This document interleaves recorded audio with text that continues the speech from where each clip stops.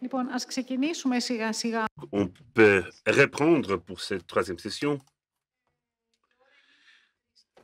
Eh bien, 3h10, donc on est à 10 minutes de retard, mais on va rattraper. Donc ça va être soit en français, soit en grec. D'accord? Nous avons trois interventions dans cette session et on commence avec Emmanuel Collas, historienne, docteur en lettres, ès-lettres et maître de conférences d'histoire grecque et éditeur.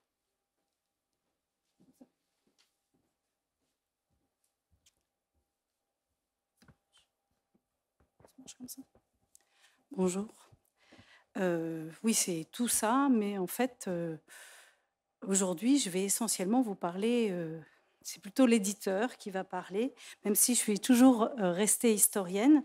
En effet, je suis historienne de l'Antiquité et cela fait, j'ai enseigné et cela fait maintenant 20 ans que je suis éditrice.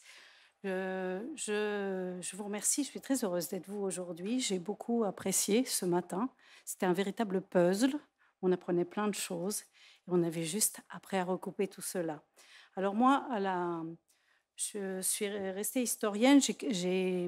J'ai construit un catalogue raisonné sur le monde, engagé, et j'ai cultivé un attachement particulier à la Grèce. Et donc, à la croisée de mes chemins, eh bien, j'ai choisi d'évoquer devant vous la figure d'Ambroise Firmin Didot, fut un éditeur que vous connaissez au moins parce que il y a la rue Didot-Tout qui n'est pas loin et qui lui est dédiée, là où se trouve l'école française. C'est un personnage particulier. Je m'intéresse à Ambroise Firmin Didot.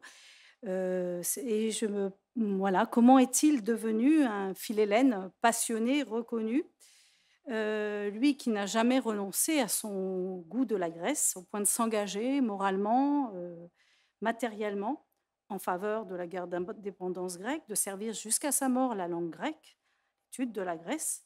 Et pourquoi est-ce lui qui a finalement publié 3 des volumes de l'expédition de Morée. Ambroise Firmin Didot est né en 1790, c'est le fils aîné de l'imprimeur, typographe et lettré Firmin Didot, celui en mémoire de qui toute sa descendance a ajouté son prénom Firmin à son patronyme Didot. Et donc, moi, j'appellerais Ambroise Firmin Didot Ambroise Didot pour faire plus simple, mais vous savez pourquoi il s'appelle comme cela.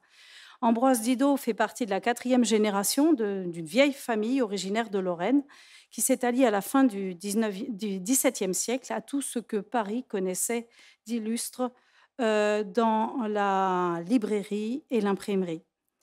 Il est né dans une famille lettrée. Le jeune Ambroise reçoit de son père, Firmin Didot, une excellente éducation classique. Et auprès de lui, les écrits des auteurs anciens ne sont jamais très loin, même s'il lui apprend son métier, à savoir tailler des poinçons de caractère. C'est la première chose que va apprendre Ambroise Didot. Mais il met aussi son fils en contact, et ce, dès son plus jeune âge, avec les érudits et les hellénistes les plus distingués de Paris. La famille Didot est très ancrée dans Paris, très ancrée en politique, très ancrée un peu partout. Et donc, il a la chance de pouvoir rencontrer un certain nombre de gens. Et il a en particulier la chance de compléter sa formation dans la connaissance du grec auprès de l'écrivain et philologue Adamantios Korai, qui non seulement lui fait aimer le grec, mais surtout lui communique son amour pour la Grèce. Et donc, il suit ses cours à Paris et dans toute la vie de Firmin Didot, Korai jouera un rôle. Une fois ses études terminées, celui-ci se met à voyager. Alors des voyages d'affaires d'abord, comme celui de 1814 en Angleterre, dont il revient avec la presse en fonte, qui a été inventée en 1795 par Lord Stanhope, dont on a parlé ce matin, et qu'on le retrouve aussi à Missolonghi plus tard. C'est la première presse entièrement métallique. Avant, les presses étaient en bois. Et c'est l'une des toutes premières presses manuelles. C'est une merveille de mécanique qui a équipé à peu près la plupart des ateliers du 19e siècle, et c'est celle qu'Ambroise Didot installera plus tard en Grèce. Il voyage certes pour la maison Didot, mais il cherche surtout à compléter sa formation et donc nourrit des sources, des historiens, des auteurs anciens et des idées de corail. Il est curieux de cette Grèce qui, pour lui, est quasi mythique et qu'il rêve de découvrir. Il a 26 ans quand il a l'opportunité, en 1816, de gagner Constantinople, où il est attendu en tant qu'attaché à l'ambassade de France. Il ne cache pas son enthousiasme.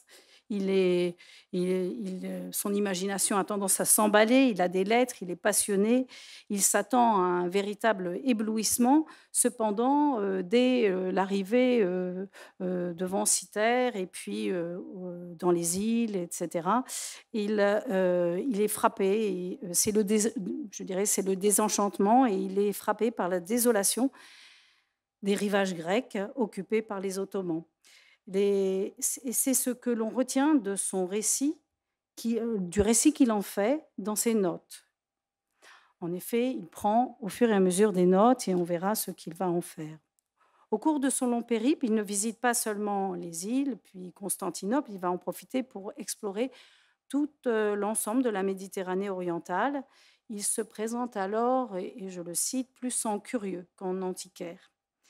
C'est tout naturellement que, en tant qu'helléniste de la première heure, le jeune Didot se rend au début de 1817 à Kydonia, en Asie mineure.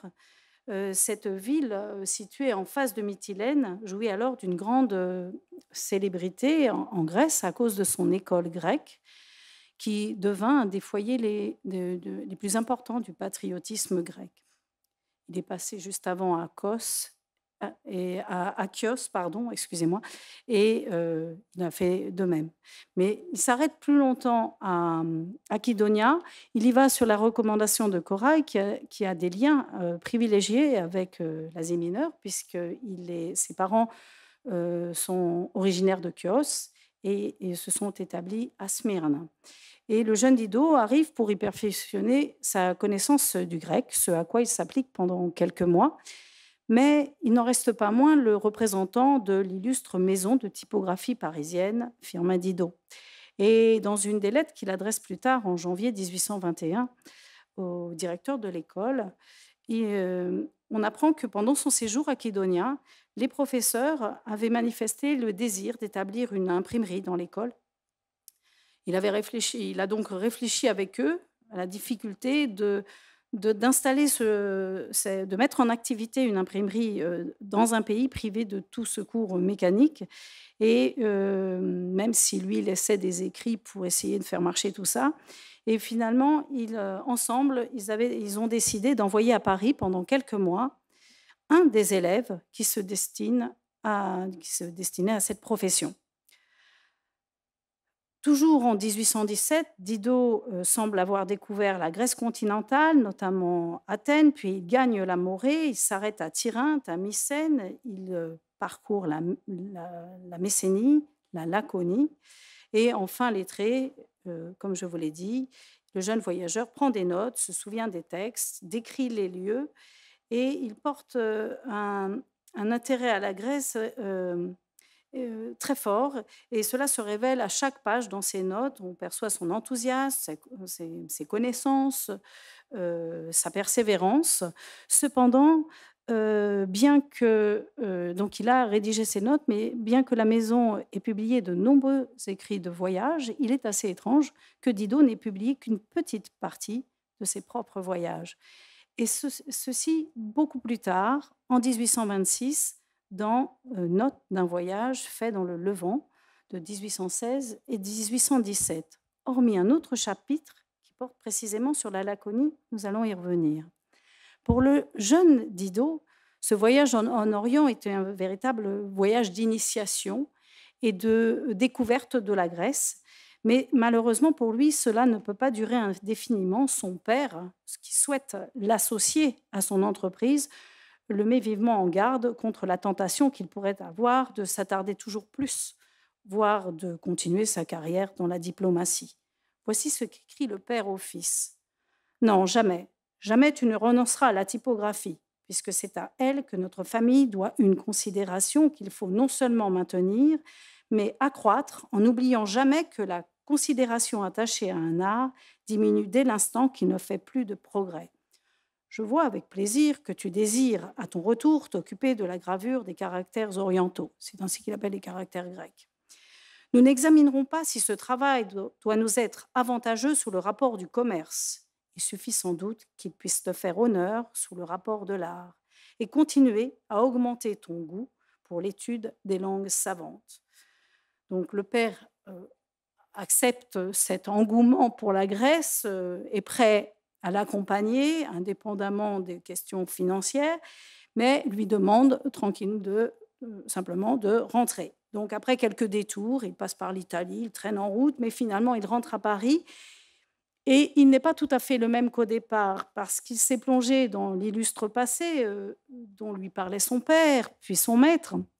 Il a mesuré aussi le poids de la domination ottomane de la Grèce, notamment au contact d'un de ses camarades de l'école de Kydonia, qui l'accompagnait en Morée, Panayotis de Rhodes, ce qui a renforcé chez lui son philhellénisme et lui a inspiré son ardeur pour la cause de la Grèce. À son retour, il reprend donc sa place dans la maison d'Ido et il est associé à son père en 1818. Bientôt, il accueille avec plaisir Constantin d'Aubra, le jeune élève de Kydonia, qui donc vient pour apprendre l'imprimerie. C'est sans doute à cette époque qu'Ambroise Didot accompagne aussi l'édition du Voyage en Grèce en 5 volumes de François Pouqueville, ce médecin qui avait été membre de la commission des sciences et des arts qui avait accompagné l'expédition d'Égypte, ancien consul de France, a parcouru la Grèce, les Balkans, sous domination ottomane, et appartient à la génération précédente, celle du père, Firmin Didot. Il a déjà publié Un voyage en Morée chez un autre éditeur. C'est un texte, certes, un voyage, certes, en grande partie inventé, mais là, et c'est sans doute pourquoi, en 1820-1821, il s'attelle à son voyage en Grèce, cette fois-ci basé sur ses propres observations. Et c'est chez Firmin Didot qu'il choisit de publier. Cependant, pour la Morée, il a peu d'éléments, donc il emprunte. Ainsi, il ne s'est jamais rendu à Sparte. Il reprend donc les notes et le récit encore inédit du jeune Didot, en reprenant toutes les sources citées par ce dernier. C'est tout un chapitre sur la Laconie et sur Sparte. Il le mentionne à plusieurs reprises, mais il est très difficile de distinguer quels passages ont été écrits par l'un et par Didot et ce que Pouqueville a ajouté ou modifié.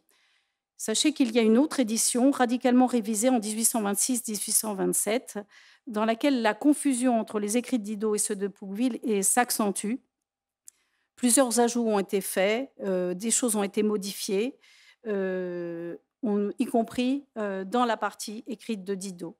Ce voyage dans cette nouvelle édition n'est plus inventé, cela ressemble beaucoup à un recueil de seconde main, un étrange recueil où vont se côtoyer à la fois des informations qui viennent, par exemple, pour la Laconie de Didot, et puis des informations strictement chronométrées, postérieures de William Gell. Donc, il va un peu partout, il fait de la bibliographie, et dans cette nouvelle édition, il change un peu les choses, il avance, il complète. Par contraste, on ne peut pas ne pas constater que Ambroise Didot est imprégné de l'hellénisme élégiaque des anciens voyageurs. En 1817, en fait, l'un des seuls textes auxquels il pouvait se référer était celui de Chateaubriand. Du coup, son archéologie, entre guillemets, est très vague. Sa topographie est une simple description du paysage. Il lui arrive de peindre des paysages, et on ressent beaucoup d'émotion et de théâtralité. 2 générations, 2 voyageurs, 2 philhellènes, mais un auteur et son éditeur, il serait naturel d'attribuer les modifications de Pouqueville à Pouqueville si l'auteur dont il emprunte le texte n'était pas également son éditeur. On voit bien qu'ils travaillent beaucoup ensemble. Et c'est précisément à ce moment-là où Ambroise Didot rassemble tous ses écrits de voyage et travaille avec Pouqueville qu'il apprend l'incendie de l'école et de la ville entière de Kydonia le 15 juin 1821, dans les premiers revers de la Révolution grecque.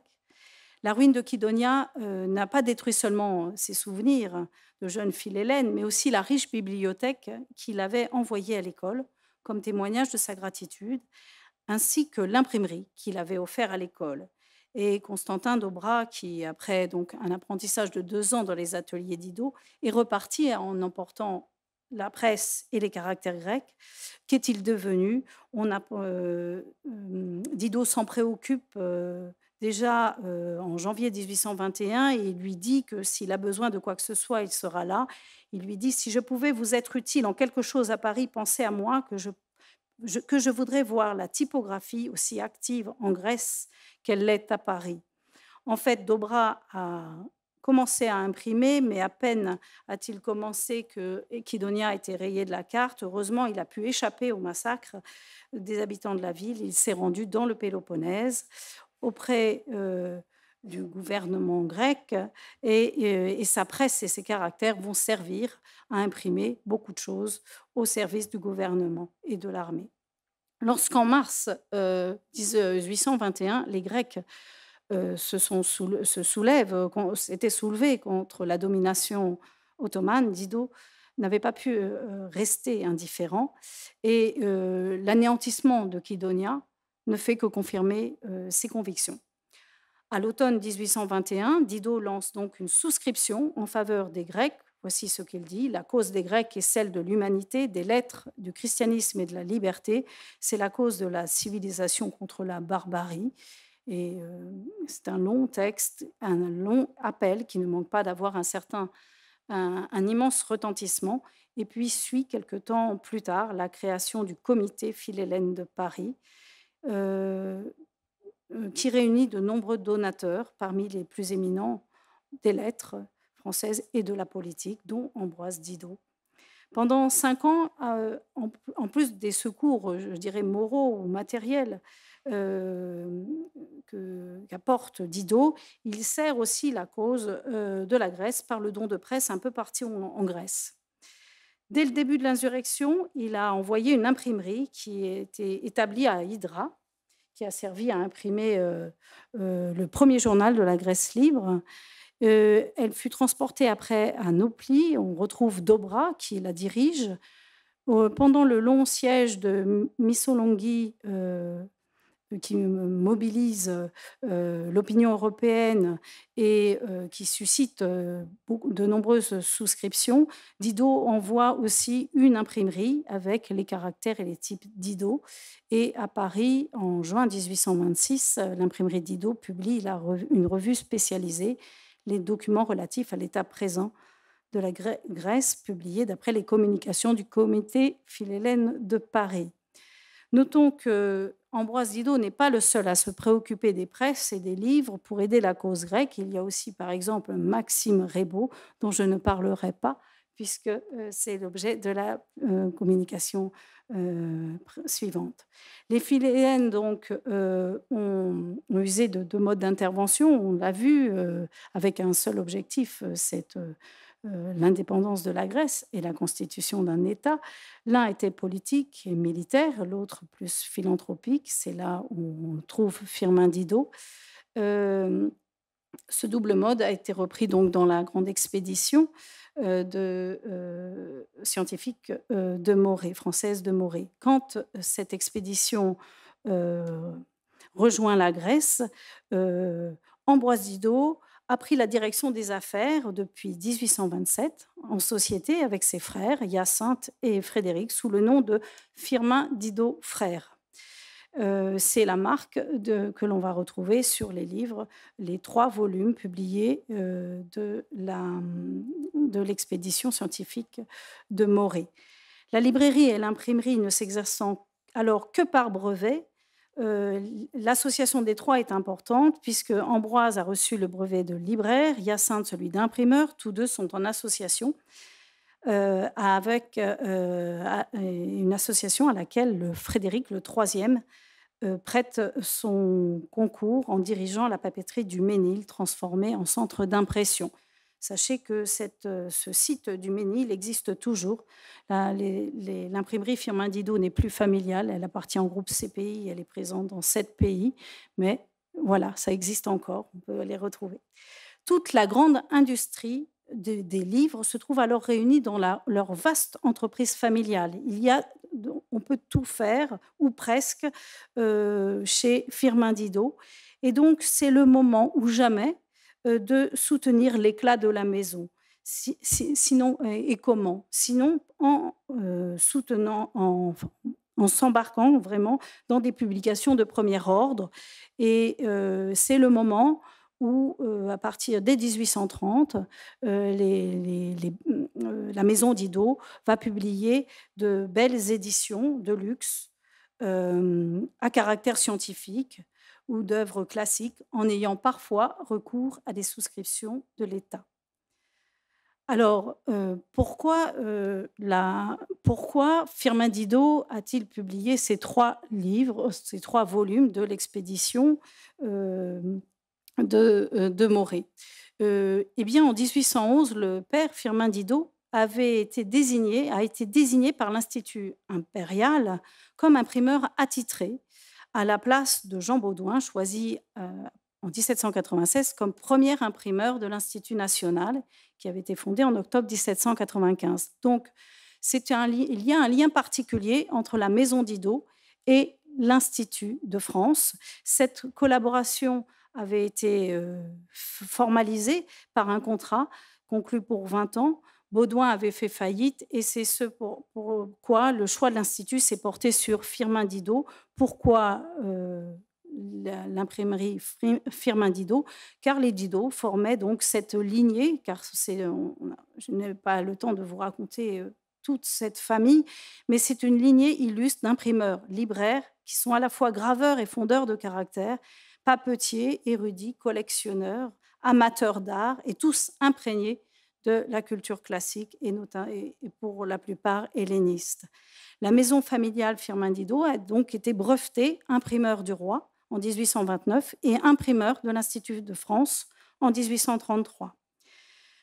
À ce moment-là, les frères ont adopté 2 marques de libraire. Vous avez le catalogue proprement dit, qui porte le monogramme de FD, de Firmin Didot, et d'autre part, toutes les publications savantes où figure la gravure de la façade de l'Institut de France, que l'on retrouve sur toutes les publications sorties des presses Firmin Didot frères entre 1830 et 1930. Il est donc logique qu'Ambroise Didot, en digne successeur de son père, homme de lettres, imprimeur de l'Institut, helléniste et philhellène, veille tout particulièrement à la publication de ce monumental ouvrage. Il lui est confié, en fait, sur les 8 volumes, ces 3 volumes qui portent donc le sous-titre « Architecture, sculpture, inscription et vue du Péloponnèse », des Cyclades et de l'Attique, mesurés, dessinés, recueillis et publiés par Abel Brouet, architecte. La parution est effective à partir de 1831 jusqu'en 1838. Il y a eu 3 volumes livrés respectivement à ces 3 dates. 3 volumes, et comme vous le savez, il y en a d'autres qui notamment tous les livres qui dépendent de Bory de Saint-Vincent, dans la section d'histoire naturelle. Ceux-là ont été publiés par un autre imprimeur qui se trouve en Alsace, F.G. Lévrault, c'est la marque du nom du père, François-Georges Lévrault, et qui était lié, qui avait un contrat particulier avec le ministère de l'Armée. Et donc, sans doute, cela explique un peu la répartition qui a pu se faire. Il y a encore des choses à creuser, mais je me suis fixée de rester avec Firmin Didot. Je le ferai plus tard. 3 volumes. Il a été dit ce matin que c'était des volumes in folio, plus qu'encombrants. Oui, ce sont des éditions de prestige, donc il y en a très peu. Les feuillets sont in folio, ça veut dire qu'ils n'ont pas été pliés pour former des cahiers. Le format est un grand format, ça fait 50 sur 40, c'est pas non plus les grands in folio, il y en a des encore plus importants. Mais surtout, les volumes ont été imprimés sur un papier vélin fort. Cela veut dire que le papier en lui-même est un papier sans grain, très lisse, soyeux, moelleux, qui permet, c'est une technique qui a été inventée en Angleterre et développée en France par les Didot, et qui permet l'impression des caractères Didot, qui sont légers, de style néoclassique, mais le coût de ce papier est très élevé, le réserve à des tirages de luxe. Et le grammage, je vous ai parlé d'un vélin fort, c'est le grammage qui est important, puisque vous avez, et ça a été dit, je ne vais pas le répéter, il y a beaucoup de planches gravées sur cuivre, dont 3 frontispices, 5 gravures en colère. Et donc, ces planches étaient extrêmement difficiles à imprimer. Elles nécessitaient, il y avait plusieurs passages, et donc cela nécessitait une grande résistance. Le contenu du texte, vous en avez tous parlé, je ne vais pas y revenir. Là, il s'agit des 3 volumes dirigés par l'architecte Blouet. On note que dans celui-ci, il y a bien Ravoisier, Poirot et Trézel et de Gournay, mais il manque Vietti. Je n'en parle pas non plus. Je dirais simplement qu'on peut imaginer que sa publication aurait eu toute sa place dans le catalogue des Didot, vu qu'il se trouvait dans cette équipe-là et que Ambroise Firmin Didot avait à la fois la fierté, l'enthousiasme et l'envie et le désir, je dirais, d'accompagner cette nouvelle démarche de publication scientifique, et notamment dans tout ce qui avait à voir aux terres qu'il avait lui-même arpentées et décrites 20 ans auparavant, avec une toute autre approche, et surtout avec un amour de la Grèce et de l'archéologie et des auteurs anciens. Donc ces 3 volumes étaient pour lui, je dirais, trouver leur place dans son catalogue. On regrette beaucoup qu'il n'y ait pas eu que la publication des livres de cette expédition n'ait pas été pensée, puisqu'il y en a des bouts un peu partout. Il a été dit que c'était une mine d'informations, mais qu'à la fois on avait du mal à s'y retrouver parce que tout se recoupe, puisque c'est passé par les 3 instituts, par des directions différentes, et notamment pour l'archéologie, les choses ont été encore plus complexes, puisque c'est surtout à partir de ce qui a été fait par les architectes qu'on a pu faire quelque chose, et d'autres publications ont été faites, mais éparses, voire inédites. Voilà ce que je voulais vous raconter de Firmin Didot, donc un personnage qui a joué un rôle tout au long en fait de sa vie pour la Grèce et la cause grecque et je dirais la culture grecque, et au moment de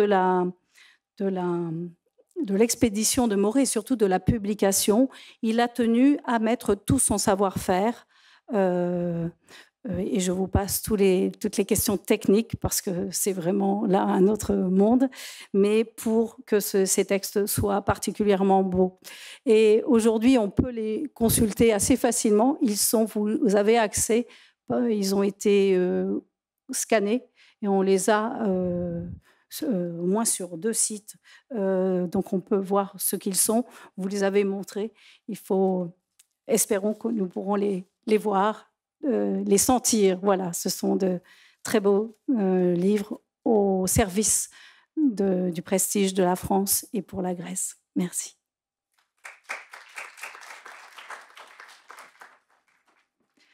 Merci beaucoup pour avoir suivi le trajet de Firmin Didot, à la fois de voyageur, un trajet éditorial et culturel. Nous passons directement à la deuxième intervention de cette session par Clémence Weber-Palaise, qui est maîtresse de conférences en histoire grecque, Université Toulouse 2, Jean Jaurès. Merci beaucoup. Bonjour à tous et à tous. Tout d'abord, un grand merci aux organisatrices et aux organisateurs de cette très belle journée. Ça permet en effet de se rencontrer. Et en plus, j'ai eu un teasing directement grâce à Emmanuel sur Vietti, donc je vais poursuivre et répondre à sa question. Donc moi, je vais vous parler de Jean-Baptiste Vietti, qui est un sculpteur lyonnais qui a été complètement oublié de l'expédition scientifique de Morée. Alors, je vais essayer de vous expliquer pourquoi il a été oublié et pourquoi, vous l'avez ici dans un poème, ce nom modeste à la gloire promise n'a pas laissé de traces. Et je vais aussi vous montrer comment, malgré quelques difficultés, on peut retrouver discrètement cette trace et quels ont été ses apports scientifiques, méthodologiques à l'archéologie et à l'histoire actuelle. Alors en effet, je pense que peu d'entre vous ont déjà entendu parler de lui, ou sinon c'est parce que vous avez déjà entendu une conférence que j'ai faite ou qu'un de mes collègues qui travaille dessus a faite. Donc c'est le grand oublié de l'expédition scientifique de Morée parce qu'il est dans les archives du ministère. En effet, on sait qu'il a participé à l'expédition dans la section sculpture. Le courrier d'Orient que je vous ai mis ici du 12 mars 1829 vous donne bien les membres de cette section, troisième section architecture Blouet, Vietti, Poirot, Ravoyer. Mais, comme l'a dit Emmanuel, si vous prenez par contre la publication de cette section, ces 3 volumes, il y a, je vous ai souligné ici en orange, voir qui en effet était cité. Vous retrouvez donc Blouet, Ravoisier, Poirot, De Gournay, Trézel, mais pas Vietti. Dans les 3 tomes, la seule et unique mention de Jean-Baptiste Vietti, vous l'avez en bas à droite, planche 44, figure 1, terre cuite, antique, grandeur naturelle, appartenant à Monsieur Vietti. Et vous avez donc la figurine en question. C'est la seule et unique mention de ce personnage. Alors, pourquoi a-t-il disparu? Mais surtout, déjà, comment je peux le retrouver pour vous parler de vous aujourd'hui? Quelles sont mes sources pour vous parler de lui? On a la chance d'avoir quelques mentions de lui et quelques objets qui lui appartiennent. Bon, tout d'abord, nous avons les archives de l'expédition avec notamment comment il a été recruté. Surtout, nous avons, et ça c'est quelque chose d'assez extraordinaire, récupéré 2 carnets qui sont encore inédits, vous les avez en photographie ici, qui appartiennent à ce qui est écrit dans le carré à droite, aux 33 carnets de voyage, dont la plus grande partie paraît contenir les notes prises sur les lieux mêmes et pendant le cours des explorations scientifiques de l'auteur. C'est l'inventaire de ses possessions qui a été fait par le juge Perret, vous avez son nom à l'écran, au moment de sa mort. Donc on a ces 2 carnets inédits. On attend toujours de retrouver les 31 autres. On a également le témoignage de ses proches, des lettres qu'ils ont soit reçues de lui, soit qu'ils ont envoyées. Et on a des ouvrages scientifiques dans lesquels les savants nous donnent des témoignages sur Vietti. Et enfin, nous avons des articles de journaux sur ces différentes découvertes. Alors, pourquoi, malgré ça, l'avons-nous oublié?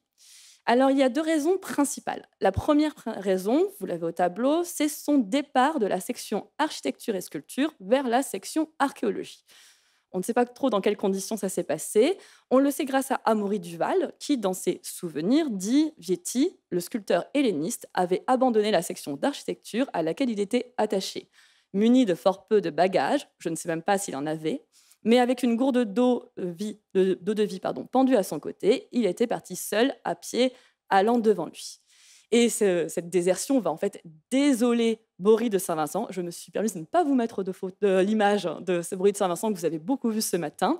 Mais en effet, il écrit, Bory de Saint-Vincent, dans une lettre au baron Georges Cuvier, « Ma section est toujours compacte et travaille.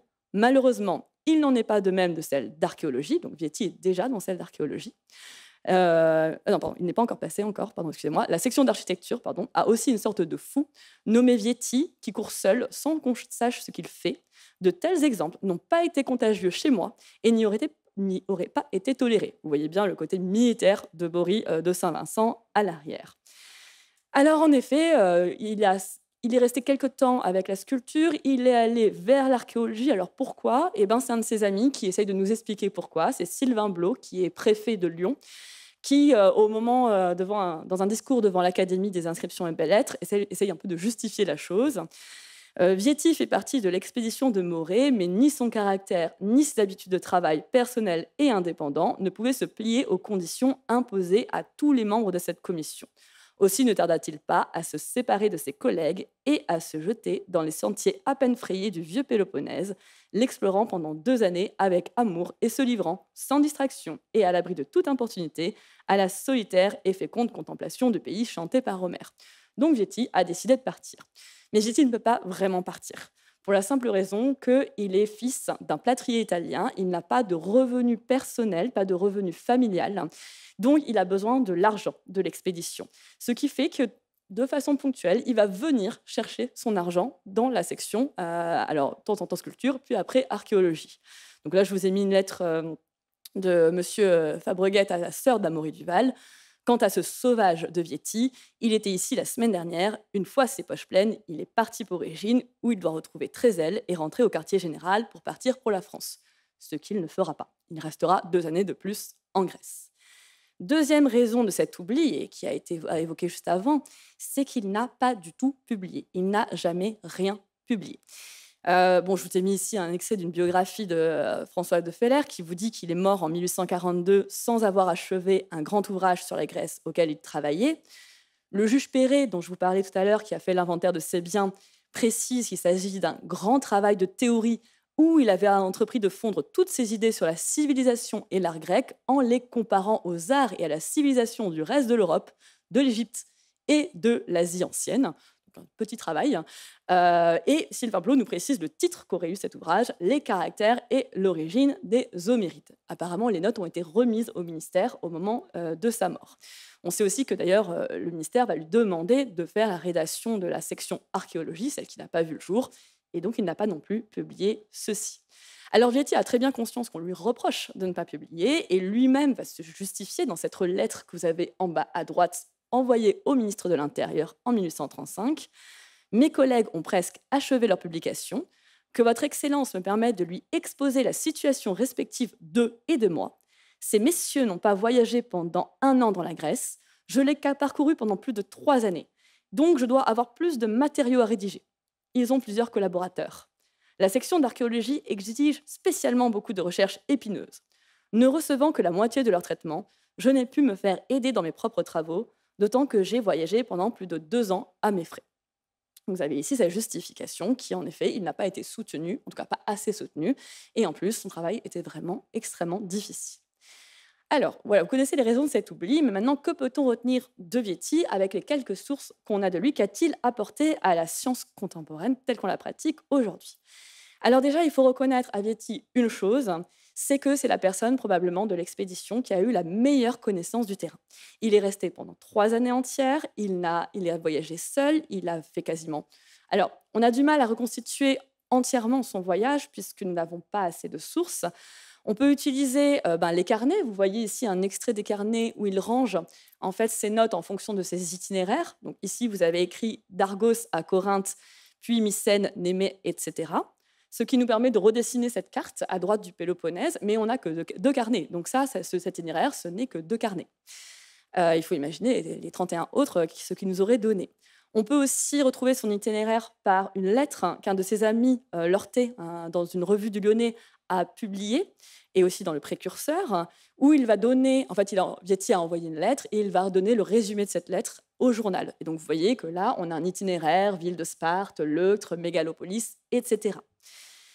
Enfin, on peut aussi retracer par les différentes indications scientifiques qui ont été données par différents auteurs. Vous voyez, je vous ai mis Caloris ici, par Auguste-Aimé Boulet. On sait qu'il a énormément voyagé en Laconie, notamment grâce à Raoul Rochette, et en Arcadie, grâce à Émile Le Puyon de Boblet, dont on a parlé ce matin.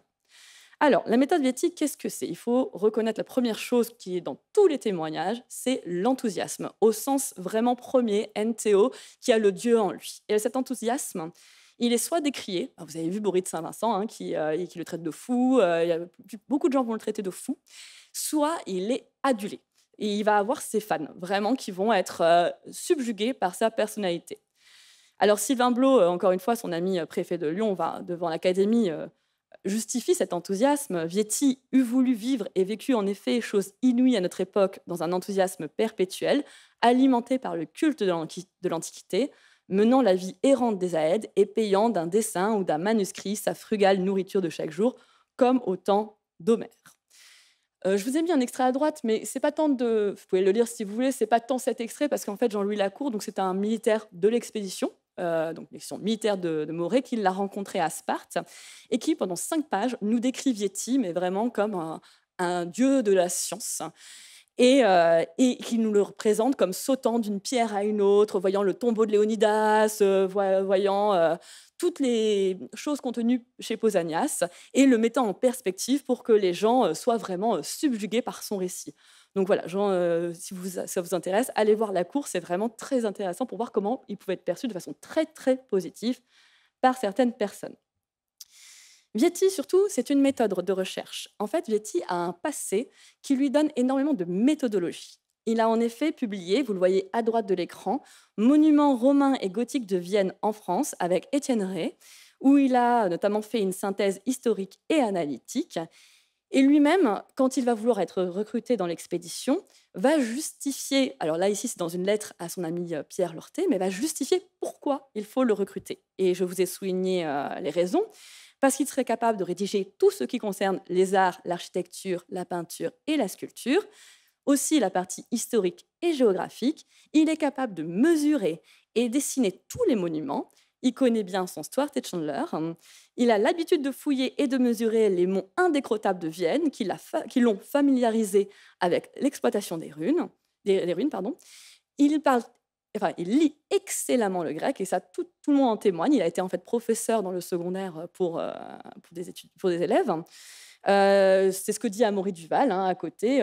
Mais les 2 types les plus curieux de la commission étaient sans contexte Édouard Quinet et Vietti, sculpteur lyonnais.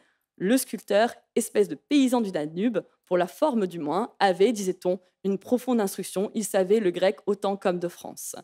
Mes autres camarades ont laissé moins de traces dans mon souvenir. Et donc il conclut, Vietti, sa lettre en disant « Je serai un bon compagnon pour une description de la Grèce ». Donc il a une méthodologie. Alors malheureusement, cette méthodologie, on l'a très peu, cette capacité à dessiner et à décrire, on a un indice. Et cet indice, vous l'avez à l'écran, c'est Raoul Rochette qui nous le livre.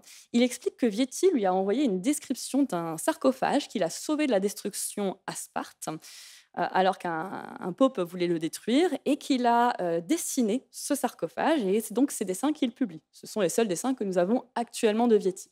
Alors, ce n'est pas du tout celui du milieu, celui du milieu, c'est un relief étrusque, donc rien à voir. C'est ceux du dessus et ceux de dessous. Donc, c'est la seule mention que nous avons d'un dessin, la seule trace d'un dessin de Vietti. Raoul Rochette va longuement décrire ce sarcophage, pour montrer avec les instructions de Vietti à l'arrière. Ce sarcophage a aujourd'hui disparu. Donc vous voyez comment aussi on a perdu beaucoup de carnets, ou probablement on aurait encore des monuments qui n'existent probablement plus aujourd'hui, ou du moins qu'on ne sait pas où ils sont. Vietti, c'est aussi comme ce sarcophage, ce sont de nombreuses découvertes dont on a oublié l'origine. Vietti a fait une petite publication, c'est celle que vous avez à l'écran, dans un journal allemand qui s'appelle le Rundblatt. Vous voyez peut-être le sous-titre en haut qui dit Viettis Forschungen in Griechenland, donc les recherches de Vietti en Grèce. Et c'est Vietti qui a écrit à ce journal pour donner toutes ces découvertes. Et ces découvertes, vous le voyez peut-être, je me permets juste d'approcher, sont rangées par région: Argolide, Élise, Laconie. Donc, il les range par région et il fait la liste. Alors, en réalité, c'est beaucoup de découvertes par rapport à Pausanias. À vous de juger si elles sont pertinentes ou pas. Des fois, elles sont quand même assez énigmatiques, on va dire.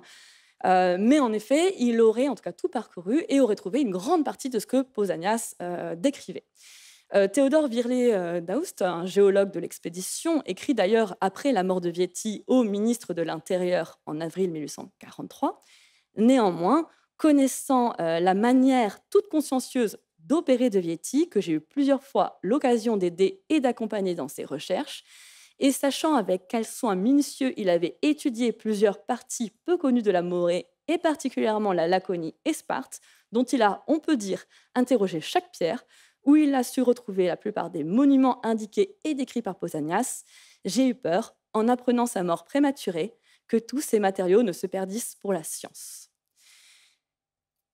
Je vais vous donner un seul exemple de ce qu'on a perdu de Vietti et un peu de l'ironie du sort qui a touché Vietti. Vietti, dans un de ses carnets, le carnet 24, page 28, explique qu'il a trouvé un temple. Là, peut-être était un temple. J'aurais cru que c'était l'Héréon, si Pausanias n'indiquait pas la gauche au lieu de la droite à Mycène, à vérifier. Donc, le temple de sanctuaire d'Héra, c'est le grand sanctuaire polyade de la cité, qui se trouve un petit peu au nord, vous voyez, d'Argos. Et bon, les carnets ne sont pas très clairs, on ne pense pas que c'est à ce moment-là qu'il se rend compte que c'est vraiment l'Héraïon. Mais ce qui est sûr, c'est qu'en 1832, vous avez toujours dans le Runsblast un autre article qui a été publié qui explique que le français Vietti a écrit au journal pour dire que c'était lui, bien lui, qui avait trouvé l'Héraïon d'Argos et non pas, alors vous me faites confiance, c'est vers le bas, vous verrez peut-être son nom, le colonel Gordon, un colonel britannique, qui s'est lui-même approprié cette découverte. Il cite dans cet article les témoins de la découverte qu'il aurait eue, des Allemands, des Français, qui étaient à Nauplie à ce moment-là.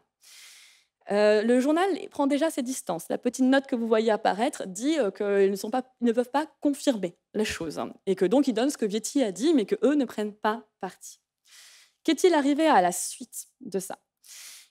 François Lenormand, devant l'Académie des inscriptions et belles-lettres en 1858, s'inquiète de la disparition des archives Vietti, puisque la disparition date de là à peu près, et précise dans une petite note que je vous ai mis en rouge, il est resté 3 ans en Grèce après le retour de l'expédition.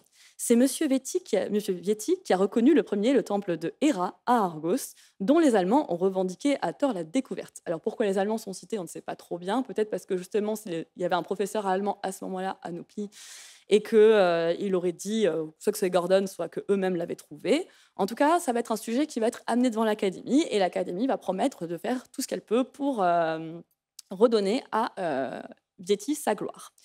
Problème, lorsque l'Héraïon d'Argos est fouillé par Charles Wallstein, dont vous avez ici la publication, on a totalement oublié le nom de Vietti.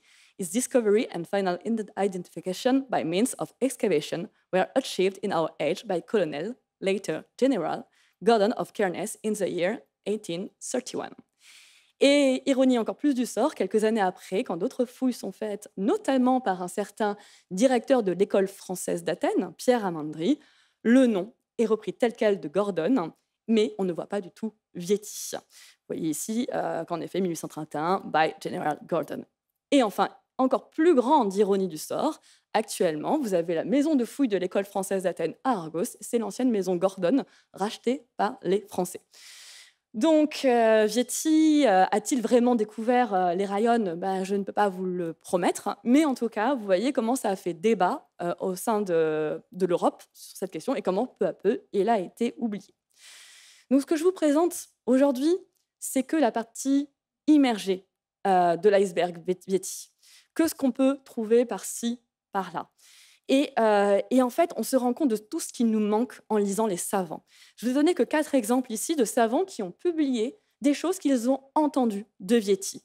Lucien d'Avessiès du Pontés parle de la Laconie, et vous voyez ici dit le premier pic, selon M. Vietti, est le mont Évan. Je ne sais pas du tout d'où il a cette indication. Je ne sais pas s'il a eu un carnet, s'il a eu une lettre, je ne sais pas. Jean-François Sthievenard, en 1842, lui dit qu'un petit édifice en grande taille dont parle M. Vietti serait le tombeau de Démosthène. Pareil, nous ne savons pas la source de cette affirmation. Émile Le Puyan de Boblet quand il rédige son expédition scientifique de Morée, va à Sérigny.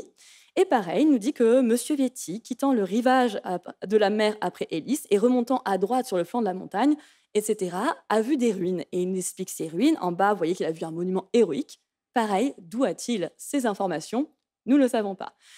Auguste Aimé Boulet, lui, dans sa vie de Démosthène, publie toute une notice sur Caloris, sur l'île de Caloris où serait allé Vietti, et où Vietti aurait... Enfin, là, il nous dit clairement que Vietti lui a envoyé la notice. Donc là, on sait l'origine de cette découverte. Donc vous voyez combien, en fait, encore aujourd'hui, on ne sait pas exactement et combien il faudrait retrouver ses carnets, et notamment son ouvrage, pour en savoir plus sur ses apports réellement. Alors, que peut-on conclure? Vietti est un savant reconnu dans son temps et qu'il faut vraiment redécouvrir, qu'il faut prendre le temps, il faut prendre le temps d'aller chercher dans les archives, de retourner à l'académie, à l'institut, etc. pour retrouver. Vietti, alors j'avais commencé cette conférence en vous disant que c'était le modeste Vietti. Et c'est quelque chose qui a beaucoup marqué en fait sa vie. Il est modeste, il est appelé modeste par une dizaine de personnes. Hein. Il est modeste parce qu'il a des origines modestes avant toute chose. Je vous le dis, il vient d'une famille qui n'est pas bourgeoise, pas aristocratique, contrairement à tous ses camarades. Il est modeste aussi parce qu'il n'a pas fait grand bruit. Il n'a pas fait grand bruit déjà pendant l'expédition et il n'a pas fait grand bruit parce qu'il n'a pas publié. Et donc, je me permets de reprendre un texte de Sylvain Blot, son ami préfet dont je vous ai déjà parlé, qui, selon moi, résume tout ce qu'il y a encore à apprendre, ou en tout cas le personnage de Vietti. Ceux de nos plus éminents hellénistes qui l'ont connu le plaçaient au premier rang. Il ne s'était pas improvisé archéologue. Il était devenu par de longs travaux, un instinct sûr des belles choses et un sens merveilleux de l'Antiquité. Il était habile numismatiste. Et tout cela n'a pu le faire assez connaître de son vivant pour que ses travaux fussent publiés. Grand artiste, vrai savant, il a aimé la science et l'art pour eux-mêmes, sans ambition, sans récompense, conservant dans la misère toutes ses admirations et tout son enthousiasme. Son sort nous paraît digne d'envie et nous connaissons peu de vie aussi belle que la sienne. Je vous remercie. Merci beaucoup pour cette présentation de Vietti, une figure particulière et qui nous fait penser que l'expédition n'était pas seulement fondée sur des équipes, mais aussi sur des individus avec leurs particularités que nous devons sûrement considérer. Et merci beaucoup. Maintenant, c'est la troisième intervention de cette session.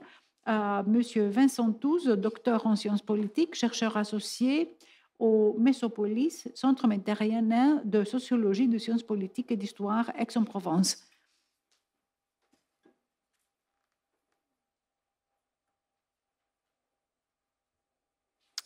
Oui, tout d'abord, merci aux organisateurs de ce colloque et à Madame l'ambassadrice de France de m'avoir permis de présenter ce travail sur le journal Le Courrier d'Orient et aussi de l'imprimerie de Maxime Rebaud, qui fait partie d'un travail que je fais sur un petit panel de philhellènes français.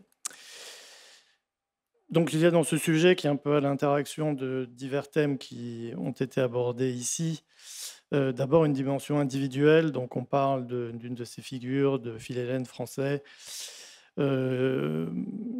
parmi d'autres figures européennes de combattants volontaires qui sont venus dans la guerre de libération à son début.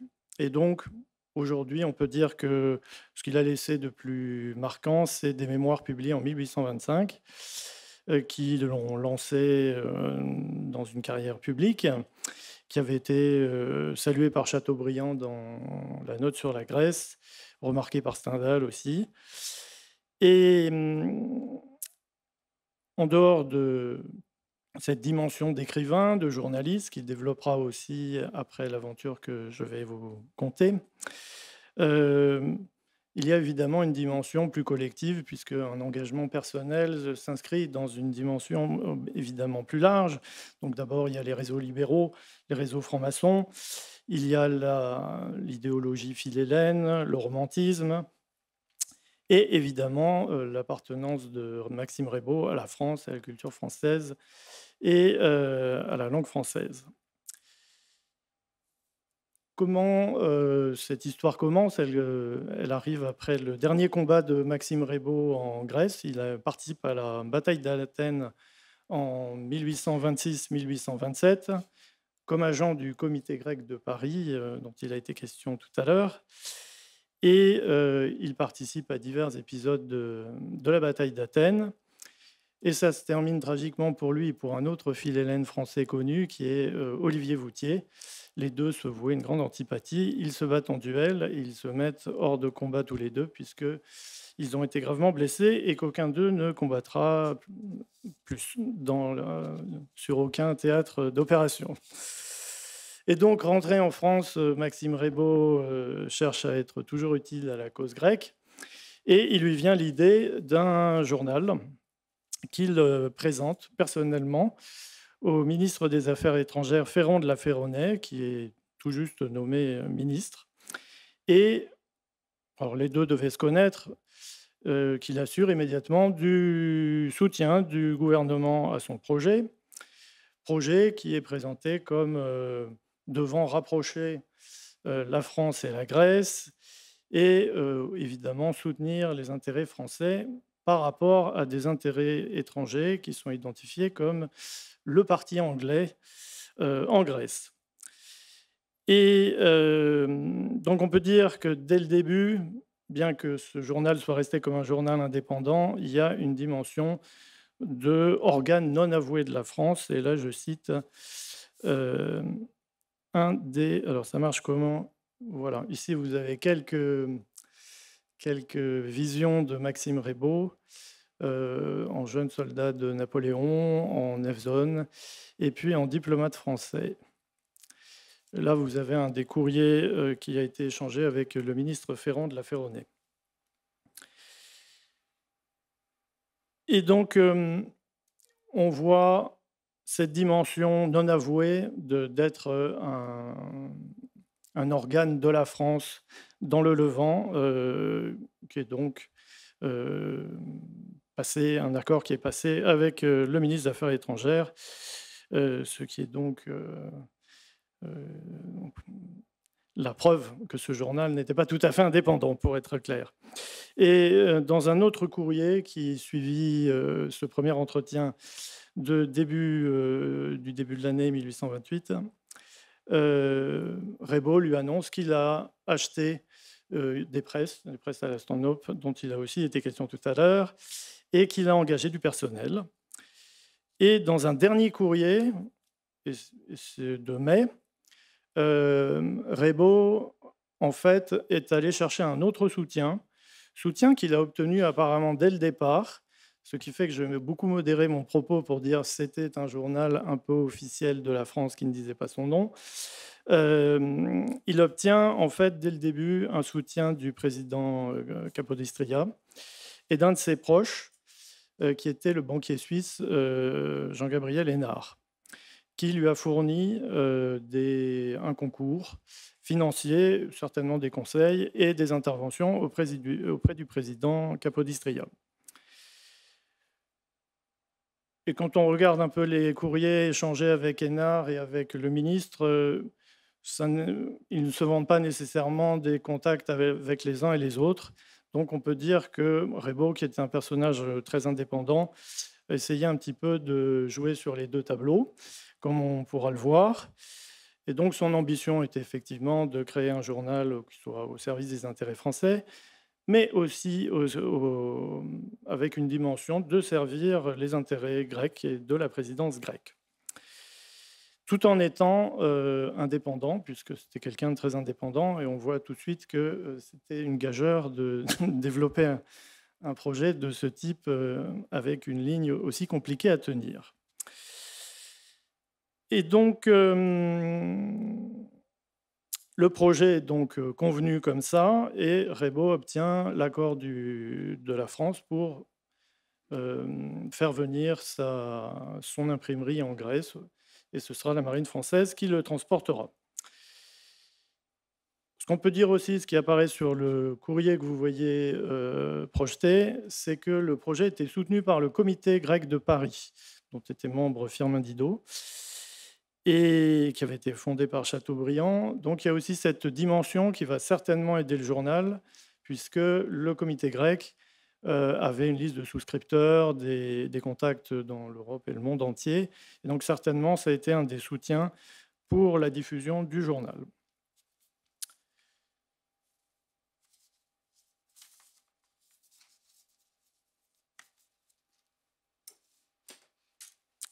Et pour terminer, sur cette question, il y a une dimension qui apparaît aussi dans les courriers avec le ministre français, c'est qu'on voulait faire pièce à un journal grec de Théoclitos Pharmakadis, qui était un journal favorable au parti anglais. Et donc, il était visé précisément dans les échanges de courriers avec le ministre comme étant un journal qui était visé pour apporter un point de vue différent. Et même si ça n'apparaît jamais, il y a certainement aussi une volonté de faire pièce à un journal en français très connu à l'époque qui s'appelle Le Courrier de Smyrne, qui était donc publié à Smyrne par une personnalité aussi très indépendante et intéressante qui s'appelait Alexandre Black et qui lui défendait un point de vue très favorable aux Ottomans, un journal qui avait été fermé par la France et qui venait juste de réapparaître début 1828 sous le nouveau nom du Courrier de Smyrne. Et donc, ce qu'on pourra remarquer durant la vie du Courrier d'Orient, c'est qu'il y a des petits échanges qui se font entre le Courrier de Smyrne et le Courrier d'Orient, et qu'on peut aussi considérer qu'il y avait peut-être des contacts entre les deux, entre Black et Raybaud, et que manifestement, ils avaient une certaine sympathie l'un pour l'autre, bien que défendant des points de vue complètement opposés. Et donc, comme je vous le disais, la genèse du journal, c'est en début d'année 1828, et entre-temps, il y a des décisions qui sont prises pour lancer une expédition militaire dans le Péloponnèse. Et donc, le journal devient, de fait, puisqu'il s'est mis au service de la France, le journal de l'expédition de Morée. Il arrive avec des brigades, la 3e brigade de l'armée française. Et au moment de partir, il est très clair dans les archives de la marine, Raybaud déclare que ces presses doivent être à la disposition du commandant en chef de l'expédition pour l'impression de proclamations, bulletins ordre du jour et autres publications. Donc voilà qui était très clair, mais qui est lié aux circonstances que Raybaud et Féron de la Ferronnays n'avaient nullement prévues. Ce qui m'amène à un petit... Là, vous avez les courriers avec NA. Un petit développement sur les lieux, le choix du lieu pour installer la rédaction et les presses du Courrier d'Orient.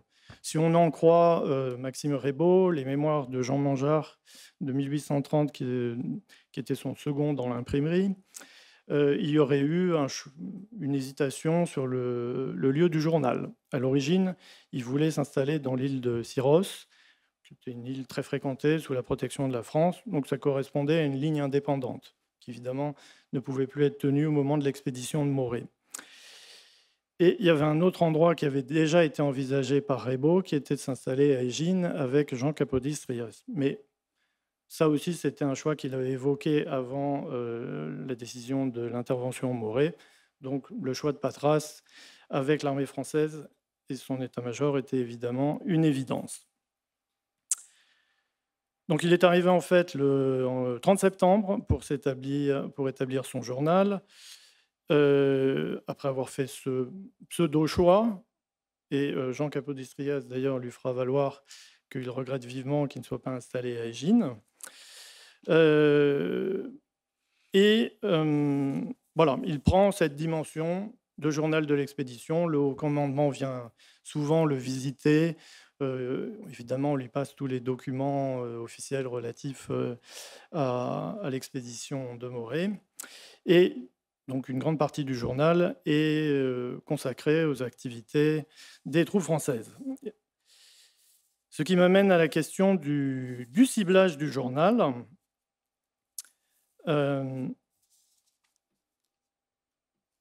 Donc là, ici, vous avez une lettre de Jean Capodistrias à Raybaud qui regrette le choix de l'emplacement à Patras plutôt qu'à Égine. Donc le journal était un format 4 pages, ce qui à l'époque est évidemment très commun. Il était vendu au numéro ou sous abonnement.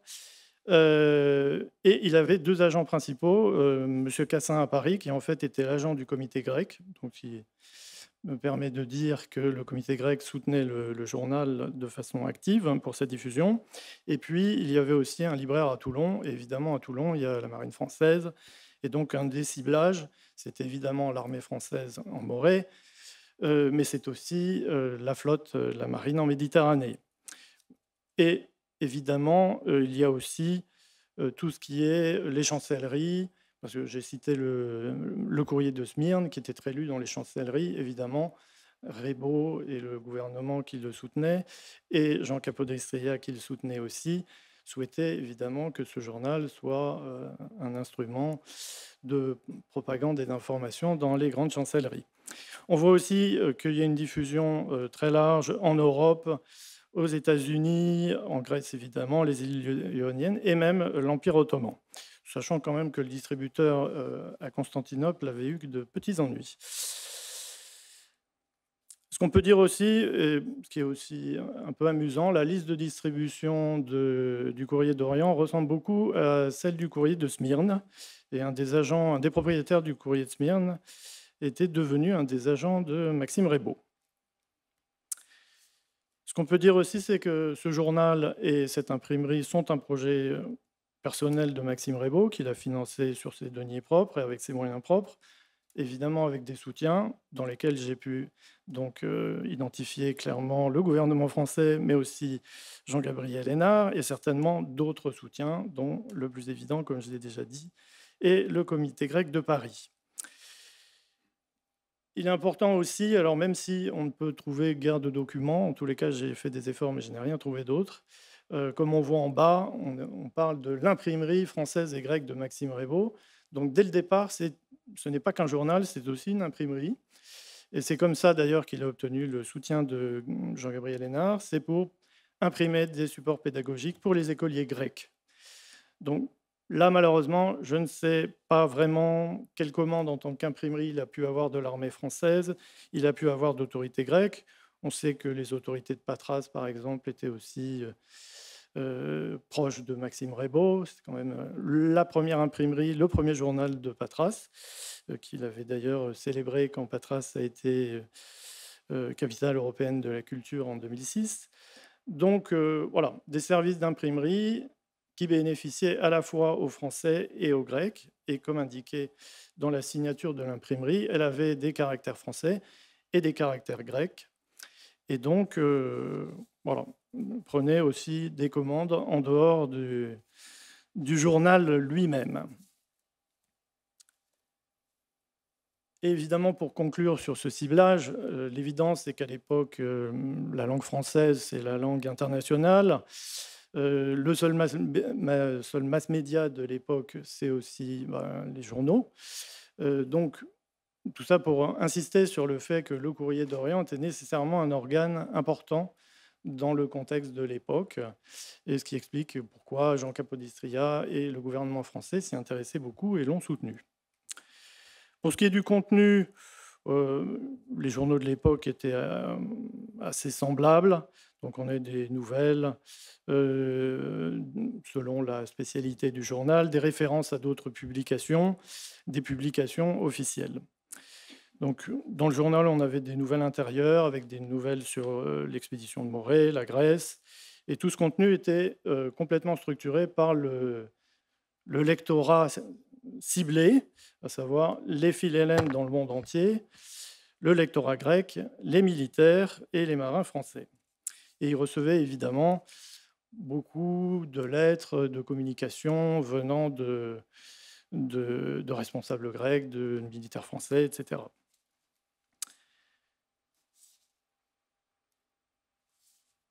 Là, vous avez une vision de la une du journal telle que publiée à Patras et telle que publiée à Égine. Et le journal va changer d'emplacement en début 1829, et on voit que la une change.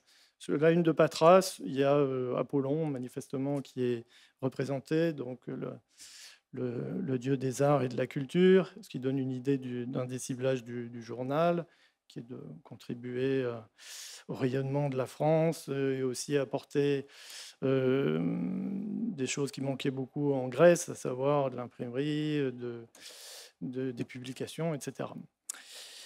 Dans la partie qui est publiée à Égine auprès de Jean Capodistria, ça devient assez officiel, il y a une partie officielle et le logo disparaît.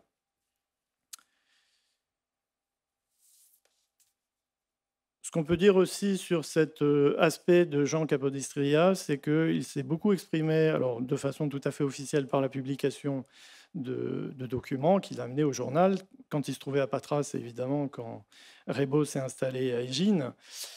Il s'est aussi exprimé de façon un peu amusante sous une forme de lettre anonyme. Donc, il y a diverses lettres anonymes de Capodistria qui ont été publiées par le Courrier d'Orient. On devine très bien qui est l'auteur. Et notamment, une fois, il avait été violemment attaqué par le Courrier de Smyrne, qui était très, très opposé à Capodistria. Et donc, il y avait une longue réponse dans le Courrier d'Orient. Et c'est intéressant parce que ça montre que Capodistria ne s'adressait pas seulement, évidemment, au Courrier de Smyrne, mais il s'adressait évidemment aussi à ses opposants en Grèce, par le biais de ce journal. Et j'en arrive à la fin du journal, d'autant qu'il ne me reste que quelques minutes. C'est Jean Capodistria qui va y mettre fin. En fait, à Égine, il y a 2 journaux français qui se sont installés. Il y a l'Abeille grecque, qui est un journal très indépendant d'un philhellène qui s'appelait Chiappe, qui s'est installé à Égine auprès de Capodistria et qui va connaître de graves difficultés financières. Et Capodistria refusera de l'aider et demandera que tous les abonnés passent au Courrier d'Orient. Et quelques mois plus tard, en fait, le Courrier d'Orient va aussi s'arrêter, puisque les presses qui sont présentes, françaises qui sont présentes sur l'île d'Égine, sont nationalisées. Et alors évidemment, Raybaud est très contrit de cette affaire, puisque ça se fait dans un contexte de rupture avec Jean Capodistria. Et de façon amusante, il se sert de ce qui a été écrit dans le Courrier de Smyrne pour s'expliquer sur les circonstances de la rupture avec le président grec. Et son principal collaborateur est repris par Jean Capodistria. Il est nommé le responsable de la partie française de l'imprimerie nationale grecque, qui est créée à l'occasion. Et donc est créé un nouveau journal qui s'appelle Le Courrier de la Grèce, publication officielle en français, donc avec Léon Badin, qui était le second de Raybaud. Donc Raybaud, lui, au moins, obtient que toutes ses créances soient honorées pour la fin du journal.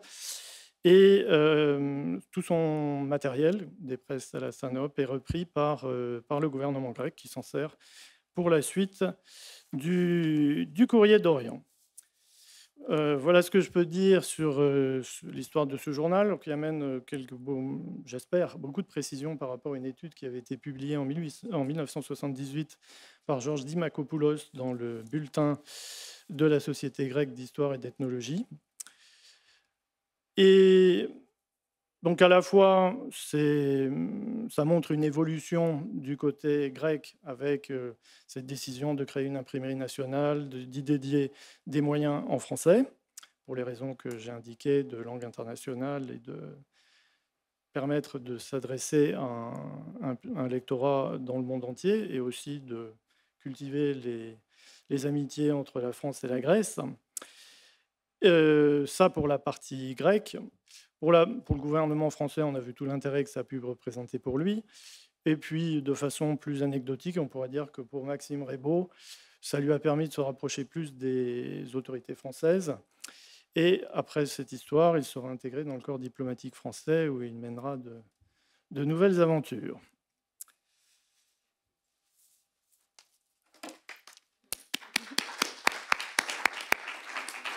Merci beaucoup pour cette présentation des activités éditoriales aux dimensions assez politiques aussi de Maxime Raybaud.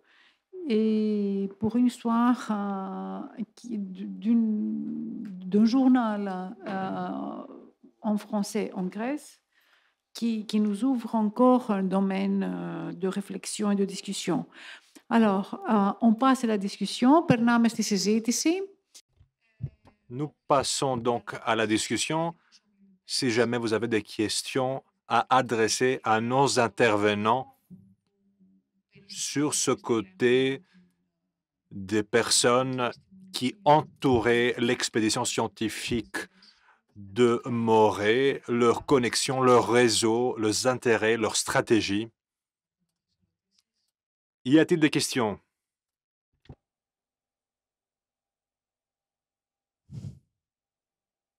Oui.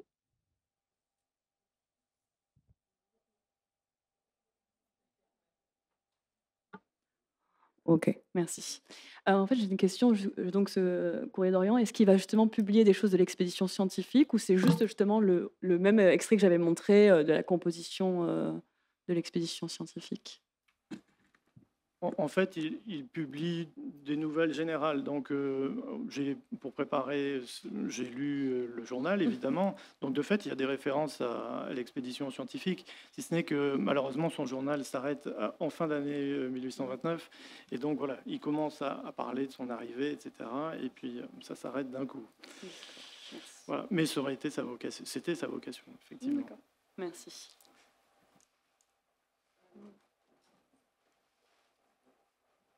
Une question par Pierre Briol.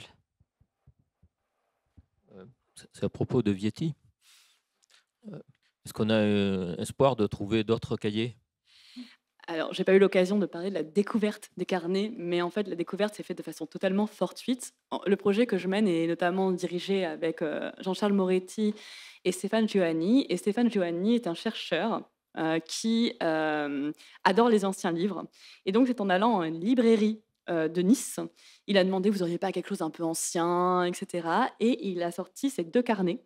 Et il ne savait pas que c'était Vietti. On ne savait pas du tout qui. C'était écrit anonyme.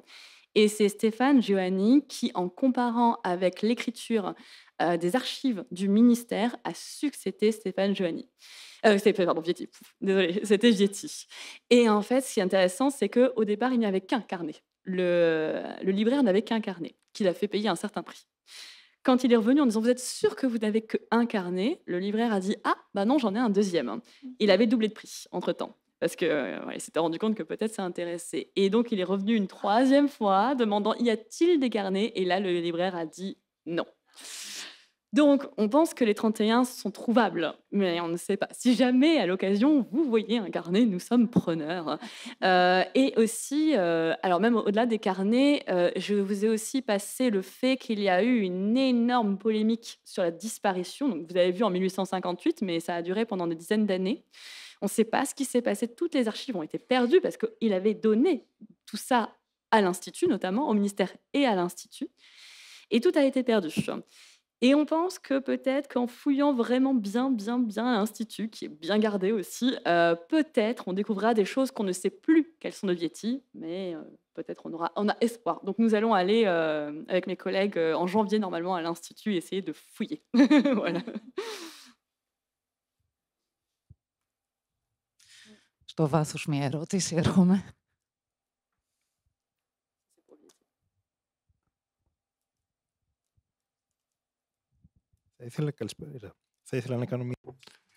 Bonsoir. J'ai une question tripartite. Est-ce que vous savez quelles sont les personnalités principales qui représentent parmi les représentants envoyés par le comité des Philhellènes en Grèce? Avez-vous des indices, des traces de cette communication avec les représentants du comité philhellénique qui part de Paris pour venir en Grèce? La deuxième question, la deuxième partie, concerne l'impact politique du magazine, du journal, en ce qui concerne les évolutions politiques en France à une époque où la reconstitution de l'Empire, il y a un tournant conservatoire dans la vie politique de France. Donc, quelles étaient les marges de flexibilité pour, d'une part, maintenir une position libérale en faveur de Bonaparte et de philhellénisme, mais aussi d'être d'accord avec la partie plus impériale de la France. Et la troisième partie concerne Louis Cerebeau de l'Académie, qui joue un rôle important en ce qui concerne le partage des idées dans les années 40. Est-ce qu'il existe des traces si ces deux personnes qui partagent le même nom de famille ont un lien particulier entre eux?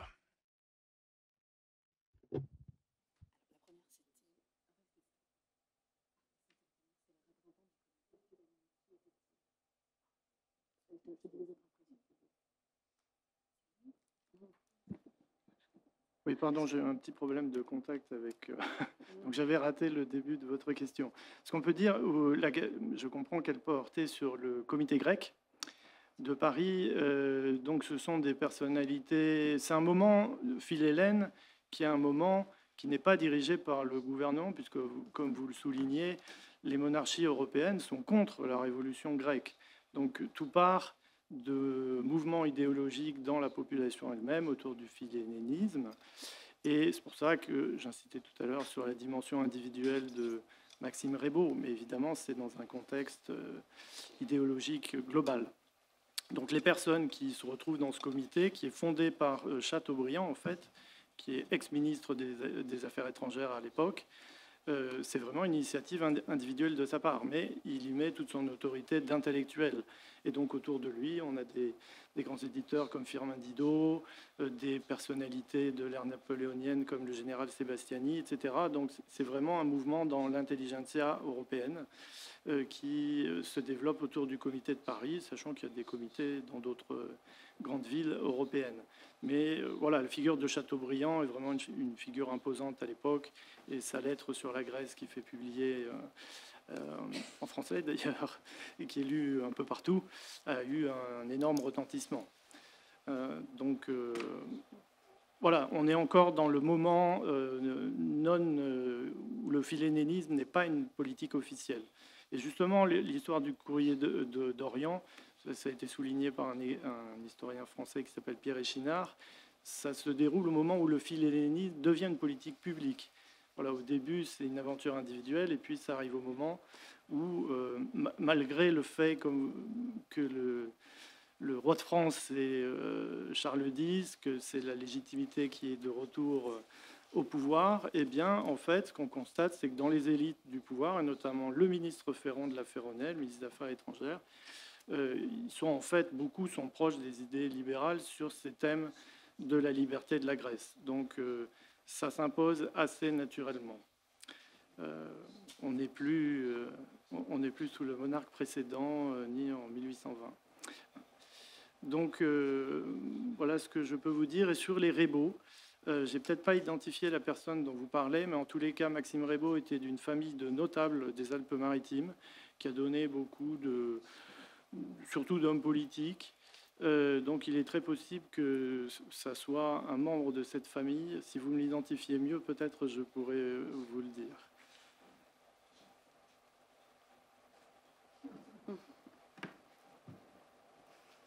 Merci beaucoup.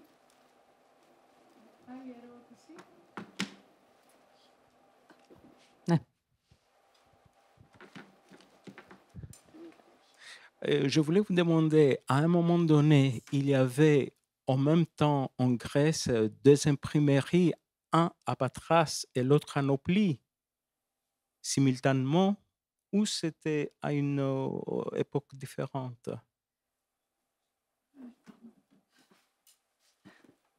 Oui, en fait, Firmin Didot essaie d'envoyer. En fait, c'est plusieurs des imprimeries. Celle notamment de Kydonia est partie. Elle est allée. En fait, Dobra est parti avec ce qu'il avait. Il voyageait avec. Et donc, il est allé. D'abord, lui, il est allé à Nauplie. Et à un autre moment, il y en a une autre qui a été envoyée. Firmin Didot envoyait régulièrement des imprimeries. Je vous ai parlé juste de Kydonia parce qu'il y avait l'école, mais je vous ai dit à Chios, il en avait déjà donné une. Là, vous venez de me dire que vous parlez du courrier de Smyrne. Et en effet, il y a plein de... dès qu'il pouvait, il envoyait une imprimerie et les caractères de Didot. Et le plus souvent, et ça, je n'ai pas eu le temps de le dire, mais il recevait des gens qu'il formait dans les ateliers Didot. Alors, j'ai pris l'exemple d'Aubra, mais il y en a eu plein. Et ça ne s'est pas arrêté. C'est-à-dire qu'il a fait ça vraiment jusqu'à la fin de sa vie. Il tenait absolument à ce que le plus possible les presses la typographie soit présente en Grèce. D'ailleurs, quand l'imprimerie royale a été créée, c'était une presse Firmin Didot avec des caractères Didot. Vraiment, c'était son engagement, c'était sa manière au-delà des appels à donation, etc. Lui, c'était son savoir-faire et il le donnait aussi par la formation. Voilà. Donc, on en retrouve, il y en a beaucoup plus, hein, mais bon, ce serait fastidieux de faire toute la série. Par contre, ça vaudrait la peine de vraiment prendre. On a vraiment des listes, on peut établir des listes pour voir à quel point il est intervenu. Et voilà, c'était sa manière de faire. C'était un engagement qu'il avait pris.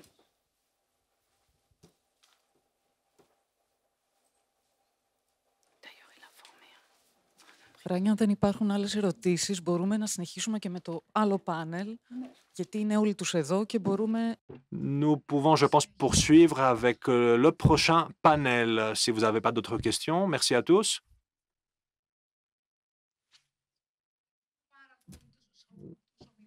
Merci à tous les intervenants pour ce panel et nous pouvons procéder au prochain.